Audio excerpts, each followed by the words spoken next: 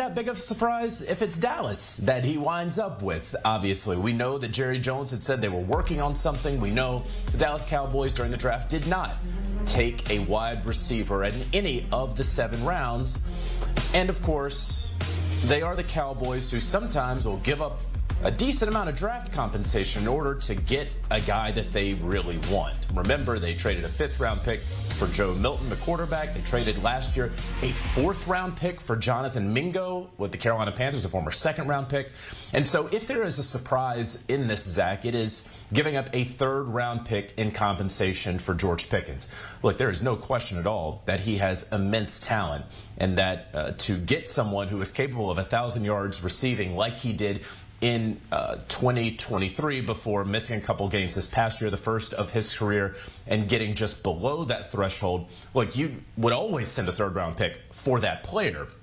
But that person, what we have seen in 3 years in Pittsburgh, issues always surrounding accountability and maturity. And so now what you are only guaranteed if you are the Dallas Cowboys is 1 year of George Pickens. There's not that 5th-year option that would be available if you cannot agree to terms on a long-term contract at the conclusion of his rookie deal. The only sort of mechanism you have is the franchise tag. I don't know that that's a place that the Dallas Cowboys ever want to go with this player. And so, look, again, they are getting more than a 3rd-round talent in the player George Pickens, but still a risky proposition for the Cowboys in acquiring the person and everything that comes with George Pickens. Yeah, so with that, what do you maybe view as a success if we go a year from now and, okay, they give up a 3rd-round pick, they get George Pickens? Is it to hope that he can fall in line, I'll call it, and they then sign him to a new contract? Or what do you think the thinking in Dallas might be? Yeah, I don't think there's any doubt about that. You know, I think that Jerry Jones and everyone in Dallas says, okay, we're going to put the star on the side of your helmet, and you will understand. Dallas this morning, where the Cowboys have acquired a wide receiver, and oh boy, I'm so happy. George Pickens from the Pittsburgh Steelers. That's the latest from our NFL insider, Jonathan Jones. This AM, the Steelers are reportedly receiving a draft compensation, including a 3rd-rounder, and of course some pick swaps there on both sides. Pickens entering that final year, his rookie deal, posting 59 catches and 900 yards and 3 touchdowns this past season. So when it comes to him going to Dallas, they get a number 2 next to CeeDee Lamb. And these are what these numbers look like for him in 2024. Of course, when he got there from Georgia, had to go through some growing pains, but the numbers are there. You see targets a game, almost just at 8 per game there, and about 65 yards per game there, as well as total touchdowns. But when it comes to Pickens, they got a wide receiver in Dallas to help CeeDee Lamb and Dak Prescott, and I'm so happy. And somebody to help me here with my happiness, Lejay Duzable. And Lejay, you know how I feel about this, because we needed this for so long. But your reaction, of course, for Dallas getting a receiver next to CeeDee Lamb. Brandon, this is a massive deal for the Dallas Cowboys. Let's not forget they're chasing the Washington Commanders and also the Super Bowl champs, the Philadelphia Eagles. And people had questioned what Jerry Jones was doing this offseason, not adding an heir apparent to CeeDee Lamb. To your point, I have a stat for you, B.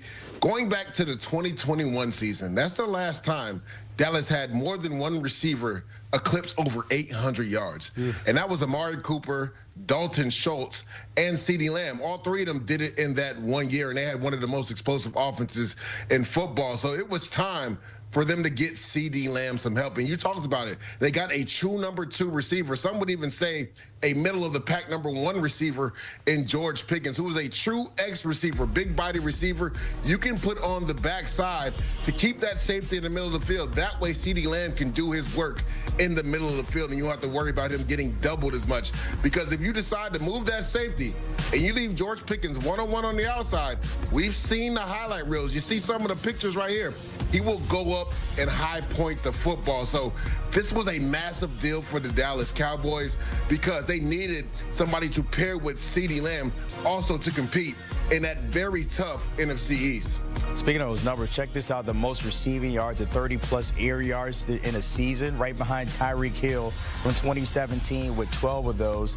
And you talk about it there, Lejay, when it comes to the Cowboys, they get a number 2. But on the flip side, the Steelers, we thought we'd see Metcalf on one side, Pickens on the other. We don't know who the quarterback is. Yeah. Assuming it's Aaron Rodgers. What does this mean for them? Of course, they get picks, but you lose maybe a possible number 2 there in the Steel City.